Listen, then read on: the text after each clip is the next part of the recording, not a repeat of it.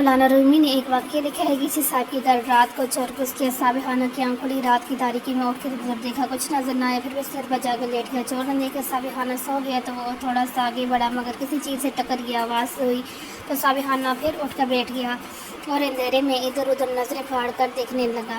اب صاحب خانہ کو یقین ہو گیا کہ گھر میں کوئی چور گھس آیا ہے۔ صاحب خانہ نے سچ یقین چلا روشن کر کے گھر کو دیکھ جائے تاکہ تسلی۔ اب صاحب خانہ نے قریب رکھے چراغ کو روشن کرنے کے لیے پتھروں کو رگڑا۔ پہلے زمانے میں 2 پتھروں کو تھوڑی سی روئی پر رگڑتے، پھر پتھر رگڑنے سے چنکاری روئی پر گرتی، اس طرح بار بار پتھروں کو رگڑا جاتا تھا۔ جب 8-10 چنکاریاں روئی پر گرتی تو روئی دہکنے لگتی، اب پھر اس روئی کے پھونک مارتے تو روئی آگ پکڑ لیتی، اس طرح آگ جلائی جاتی تھی۔ اب جب صاحب خانہ نے آگ جلانے کے لیے پتھروں کو رگڑنا شروع کیا تو چور سمجھ گیا کہ سامنے صاحب خانہ کیا کرنا چاہتے ہیں، لہٰذا چور دبے پاؤں آگ کا سامنے بیٹھ گیا۔ جب صاحب خانہ پتھر رگڑتے، ننھی سی چنکاری روئی پر گرتی، سامنے بیٹھا چور اس چنکاری کو اگلی چنکاری گرنے سے پہلے بجھا دیتا۔ کافی دیر صاحب خانہ آگ جلانے کی کوشش کرتے رہے مگر سامنے بیٹھا چور چنکاری بجھاتا رہا۔ ہر تنگ آ کر صاحب خانہ سو گیا۔ صبح اٹھا پتہ چلا کہ سارا گھر لٹ گیا ہے۔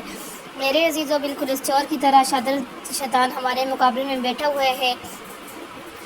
ہم جب بھی کوئی نیکی کی خیر کی چنگاری لاتے ہیں، یہ سب یاد دیتے ہیں، کبھی نفس کے ذریعے، کبھی عیاری مکاری، تو کبھی لوگوں کے دلوں میں وسوسے پیدا کر، کبھی خود ہمارا نفس کہتا ہے چل یار چھوڑ، تو کس کام میں پڑ گیا ہے، لوگ کیا کہیں گے، رشتہ دار کیا سوچیں گے، تو کبھی شیطان کسی کام کو الٹا پلٹا کر کہے گا دیکھا تو نے نیکی کی تھی، بدلے میں کیا ہو گیا، فلاں کے ساتھ ہیرو کی تھی، یہ صلہ ملا۔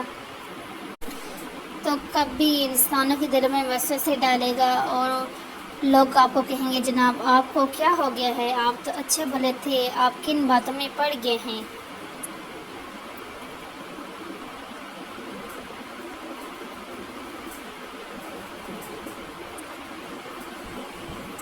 چھوڑیں چیزوں کو، زندگی جو انجوائمنٹ کرنا میں انجوائے کریں میرے عزیزوں۔ اگر ایمان کی شمع روشن کرنی ہے تو پھر نیکی در نیکی کرتے ہی رہنا چاہیے۔ ہر نیکی روشن شمع ہے، روشن چنگاری کی مثل ہے، بس نیکیوں کو بچا بچا کر کریں تاکہ ظالم شیطان سامنے بیٹھا آپ کی نیکیوں کو بجا نہ دے۔